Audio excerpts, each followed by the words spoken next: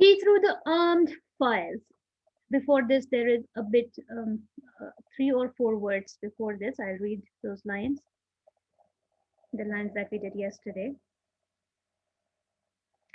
Of warriors old with ordered spear and shield, awaiting what command their mighty chief had to impose.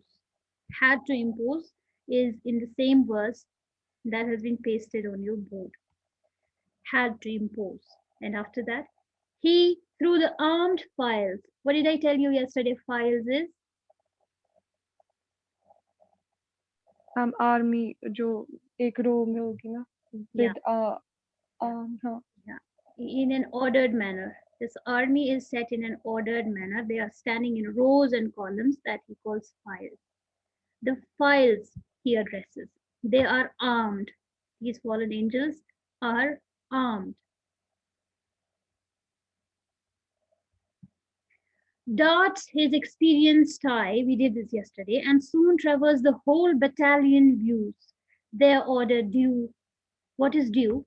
So here, where I wrote files, think of Satan standing here, tall and giant, addressing the files. So the files are small in size, Satan is huge in size. With one view, he can view them all. So here you get an image. Again, this is not something that Milton must have read before because this person comes in later. It's as if Hitler is watching over his files. The image of Hitler has been same if you have seen any movies on Hitler. He addressing the files is in various films been recorded. Various movies show you this, that the camera perspective is like this. So the screen you have is called the screen in which the things will be set up, ordered, structured. It's called mise en scène in film studies. Mise en scène is a French term. In English it's pronounced as mise en scene. Mise en scene means how things are set in perspective in a frame. When you see a film screen, when you see any shot, in these shots where you find the perspective that's given here, perspective of Satan, in one view he is able to observe all. This is shown in many movies that the camera screen is set behind the head of Hitler. Hitler is in his army, stands with his arms crossed.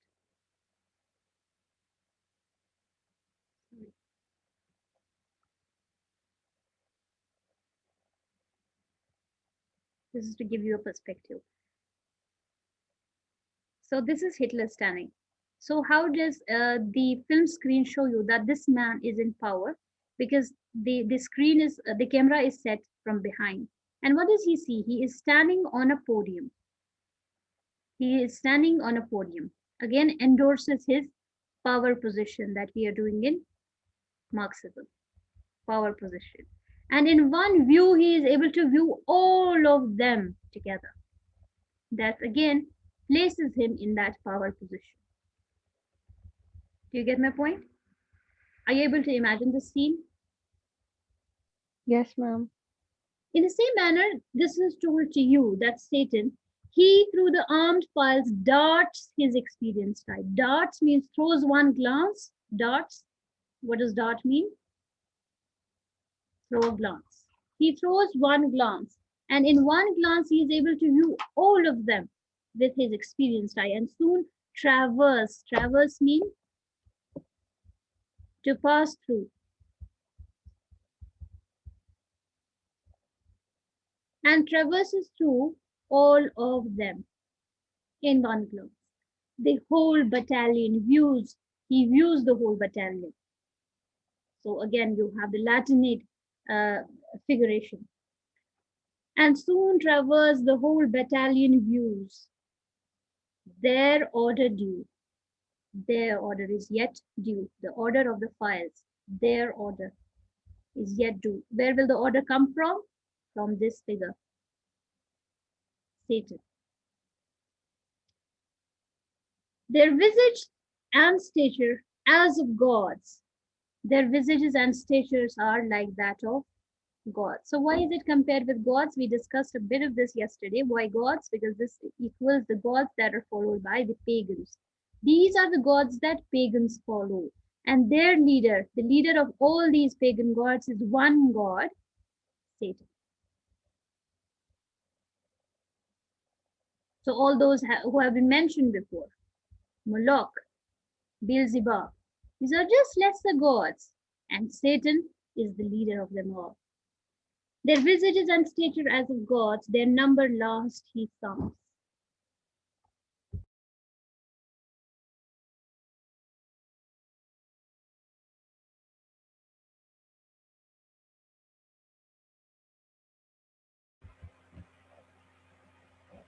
And now his heart distends with pride. Distends means swells. Though the etymology of the word is different, the spelling of etymology is this. Etymology means to find the root of a word, studying the root of a word. Distends actually means breaking, splitting, distend, distending.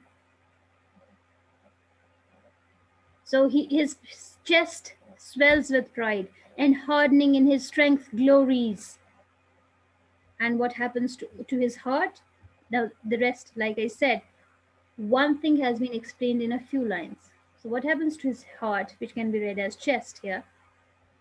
It swells in pride, distends with pride, hardening in his strength, the glories. For never since created man met such embodied force, all force embodied in one personality. Never before had man seen such power embodied in one. So, what is Milton writing? Milton is trying to write an epic poem that have been written by his Greek and Roman uh, mentors. So, he took Aristotle, Virgil, um, Homer as his Greek and Roman mentors. And like them, he wanted to write a long poem, which would be considered as an epic poem and would be remembered for generations to come, like these people have been. Homer for his Iliad, or Virgil for his Aeneid, or Ovid for his Metamorphosis. Similarly, he wanted to be remembered for this epic poem. So, in these epic poems, all these epic poems that were written by Greek and Roman writers, they had one hero around which all the story surrounded. Hero was the main focus that the poem expended much of its strength on. And in Milton, he exemplifies much more uh, on Satan than he does on Adam.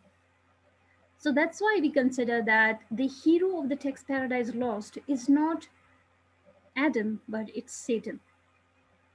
Because look at the stature he is given, like the heroes of Greek and Roman epics.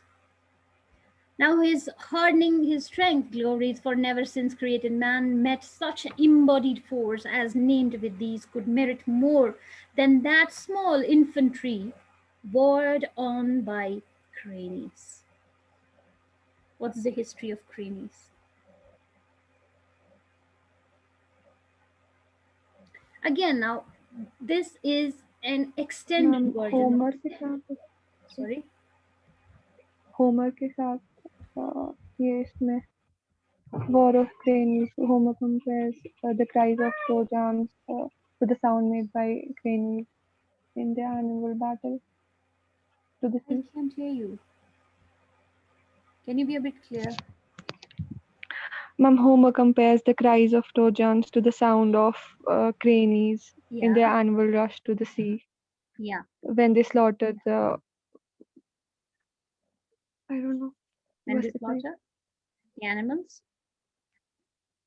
Yes, ma'am. the pagan gods. Now, again, like we did in the previous sections of the poetry, we saw that something that is to be analyzed deeply by Milton. What does he make use of? He makes use of epic similes, right? And we read so many epic similes so far, and the book is full of epic similes. So once again, now he wants to tell you that there has never before been such an embodied force that his battalion carries. Then he says, you must have heard of these infantries that were named. that you know of, that is only thing that you know was of merit.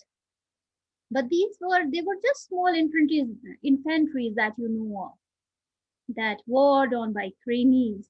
Though all the giant brood of Phlegra with the heroic race were joined that fought at Thebes and Ilium on each side, mixed with auxiliary gods, and what resounds in fable or romance of Uther's sons, begirt with British and Armoric knights, and all who since baptized or infidel jousted in Aspremon or Montalban, Damasco or Morocco or Trebis- Trebizond, or whom Biserta sent from Afric shore when Charlemagne with all his peerage fell by Fontarabia.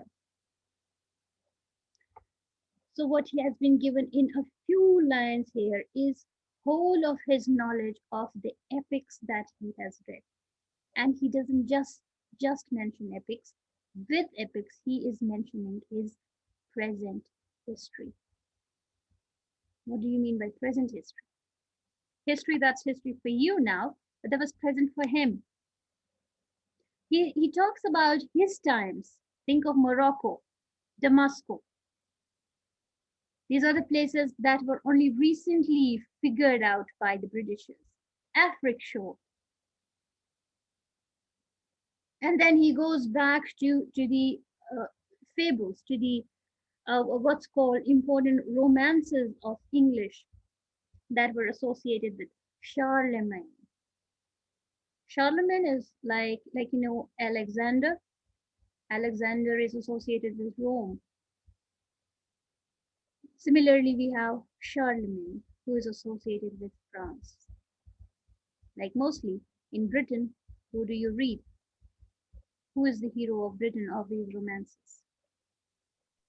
Arthurian romances. Exactly. Um, So these yeah. Arthurian tales are associated with Britain. So think of Arthur. Arthur is considered to be such a huge figure who has all these characteristics that nobody else can have. And all the characteristics together are put in one character called Arthur. In total, these characters are 24 characteristics. Similarly, in France, they have Charlemagne with similarly 24 characters. Like we, in Hinduism, they say Chhattis Gun. In English, in European tradition, it's considered to be 24 characteristics that a king must have. And in Rome, it's considered to be Alexander. So, what is he mixing? He's telling you that you must have heard of all of this from epics, from history, from romances, but none can match the merit of the infantry that Satan has. So, this is all about the details of the wars that were fought. At this, some are talking about the places at which they were fought, some are talking about the categories that were fighting each other. Baptized means some were Christians, or if you have heard of infidels fighting. In epics, you find infidels fighting. In present history, you find baptized people fighting. In romances, also, you find sometimes it's a Christian fighting and sometimes it's not a Christian, but all these three are Christians. They consider them to be the Christians. We consider Alexander to be Muslim. Now, thus far these beyond compare of mortal prowess, yet observe their dread commander, he above the rest in shape, above the rest in shape. What you have read in epics, what you have read in history, what you are reading in romances, what is your present history, above all these in prowess. Prowess means strength.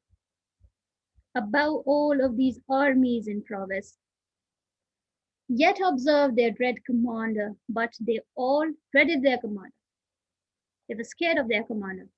Commander is Satan. He above the rest in shape better than them, and also in gesture. Sorry, above the rest in shape and gesture proudly eminent, eminent than the gestures that Alexander could have shown you, Arthur could have shown you, or the names that have been given here could have shown you. Any of these people could have shown you. The Armoric knights, the Uther's sons, the romances and fables could tell you. Here he mentioned in fables or romances you might have found. Mix these heroic races or talk about the fights fought at Thebes and Ilium means when when a fight was fought for Helen, Thebes, and Ilium. Hmm. Their dread commanded he about the rest in shape and gesture proudly eminent stood like a tower. Comparison with a tower. Now, again, this tower can have many interpretations. One, that tower is considered to be the tower of power. Secondly, tower in England, what is it associated with? Tower, it's the prison in England. There's a castle, and beneath that, there's the in the tower the prisoners who belong to the elite class of any other country, who are foreign invaders, are imprisoned in this tower. It's called Tower of London. His form had yet not lost all her original brightness.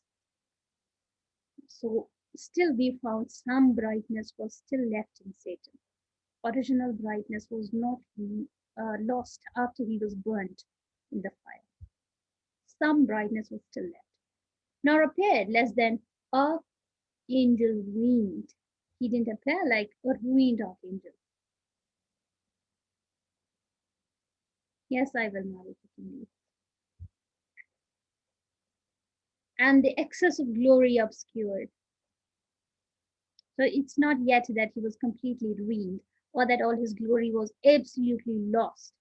As when the sun, new risen, looks through the horizontal misty air, shorn of his beams. It's that, like a sun, he compares Satan with a sun, who has not lost all his glory, but it's just rising, new risen. So it's like the morning sun that doesn't have all the shine that it has at noon, the morning sun that doesn't have all the brightness of the noon, but still has some brightness. And through the horizontal misty air shone of his beams, and sends rays in the morning, early morning beams that he sends. This is something that was coming out of the figure. Form means figure, the body of Satan.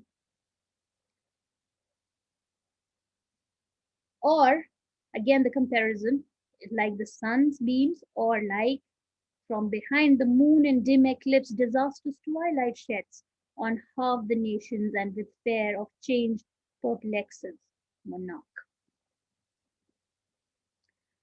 So, what is this perplexes monarch? Again, he comes back to his references that he was giving you in the few sentences before, in few passages before, stanzas before, the political background that he's talking about. So he says, the steam of Oliver Cromwell has not lost all their glory, but still some shine is left, like the morning sun or the moon on eclipse, or the moon on a dim eclipse. There is disastrous twilight. Who is this disastrous for?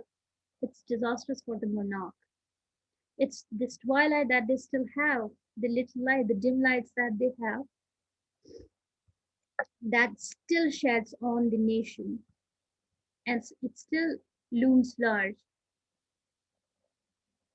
The eclipse that is eclipsing the nation. So think of this nation, it's under the shine of something, and so far it's only eclipsed by the monarchy, and soon the twilight that's left of us, of Oliver Cromwell's Puritan regime, that will soon retain its glory. Said this part, a small portion that's visible of light will soon regain its power and shed this darkness of England, OFF, of England.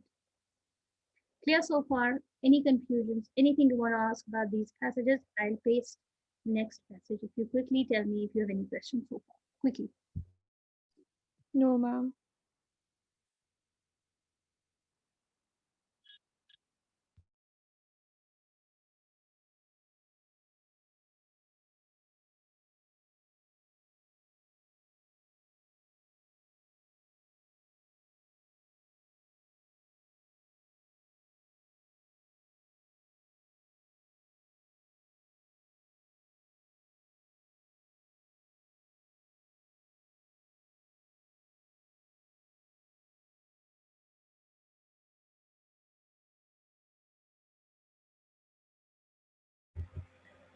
Darkened so yet shone. So he is again talking about the same moon that he was telling you, the eclipse. That's the eclipse on the monarch. It's darkened so yet shone, though dark but shining, though dark but shining. Above them all, the archangel, but his face. Deep scars of thunder had entrenched. His face had deep scars that were entrenched, means they were set into his face, deep down into his face. The marks of being thrown onto the heat, burning soil. And care sat on his faded cheek. Despite the scars, care was there on his face. Sat on his faded cheek, but under his brows means underbrows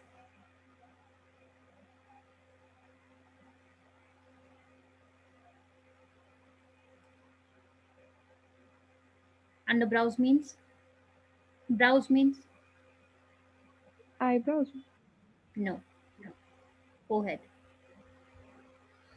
He says this face that you see with faded cheek, the cheek is faded, but where is this cheek? It's under the forehead. The forehead has different characteristics to show. It's dauntless, it has courage. Dauntless, not fearing anything. Dauntless, without fear of anything. It's courageous. The brow shows that courage. So the faded cheek is not visible because the forehead depicts something else altogether. The courage, considerate pride. And what is it? It also depicts that it is waiting revenge. Waiting revenge. Cruel his eyes. Now, next, his eyes. Cruel his eyes, but cast signs of remorse and passion to behold the fellows of his crime. On the one hand side, it shows signs of remorse for the people that he is looking at. Remorse at the sight of his fallen angels, at the sight of the condition of his army. He feels remorseful. He feels sad for them. But on the other hand side, eyes also show passion. They are shining with the passionate glory to behold. Behold means see. To behold, but still has passion to see the fellows of his crime. The followers, rather, far other ones beheld in bliss, though before earlier, far other ones, what they were before being thrown into this hell, he had beheld them, he had seen them in bliss.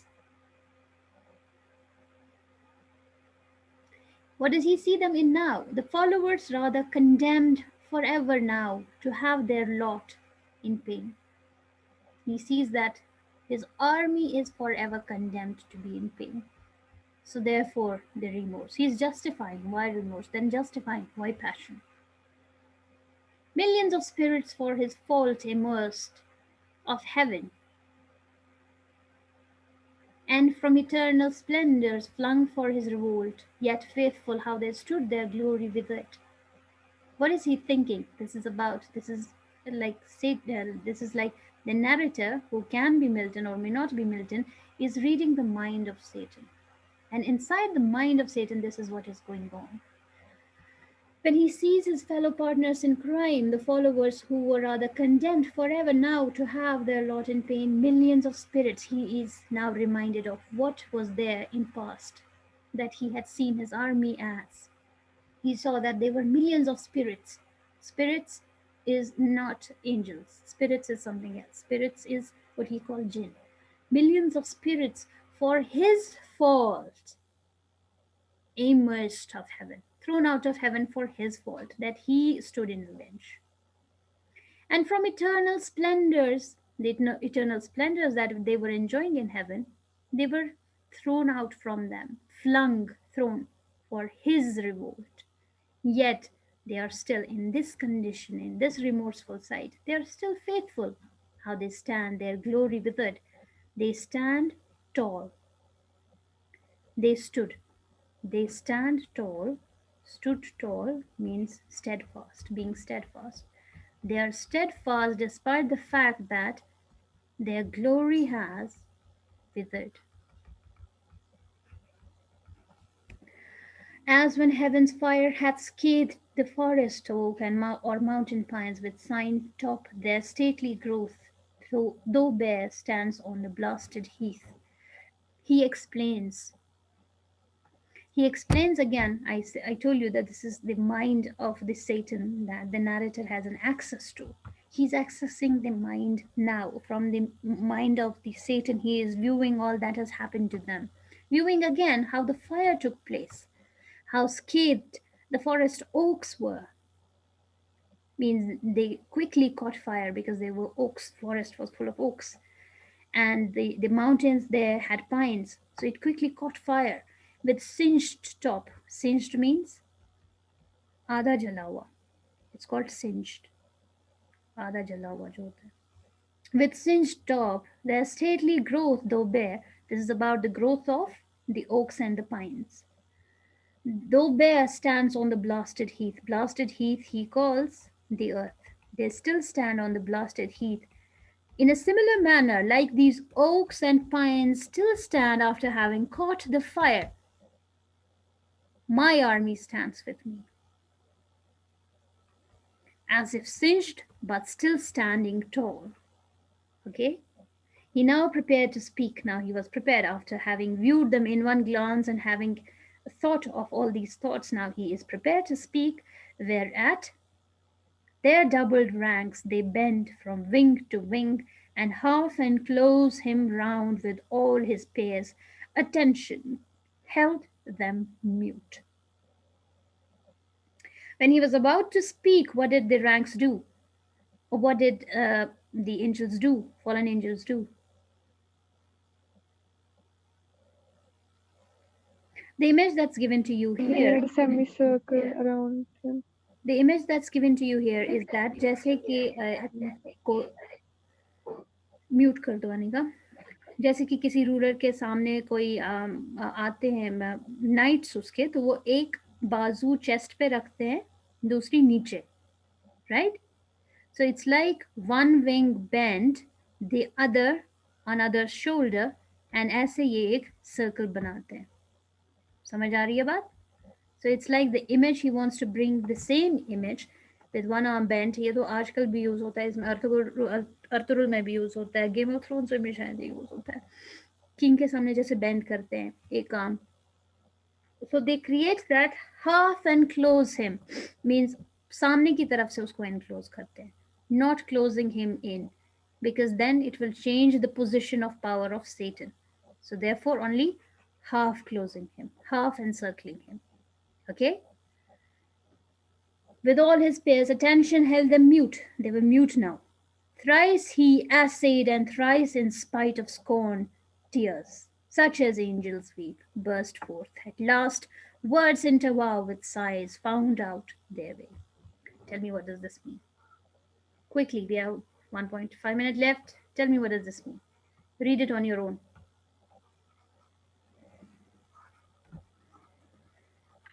He tried to speak 3 times, but उसको आंसू आ गए.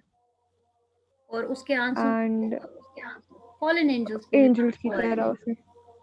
हाँ. और फिर finally he managed to speak mixed with sighs. Yeah. Thrice he essayed, thrice he attempted to speak, and thrice, in spite of scorn, गुस्से में, tears such as angels we burst forth at last. Words interwoven with sighs. Words interwoven with sighs means एक love, then sigh, then a few more words and a sigh found out their way from his mouth. We'll take up the rest tomorrow. If you have any questions, you can ask. This has been recorded, will be put up on YouTube, and you can ask me questions there. Thank you so much. Assalamu alaikum.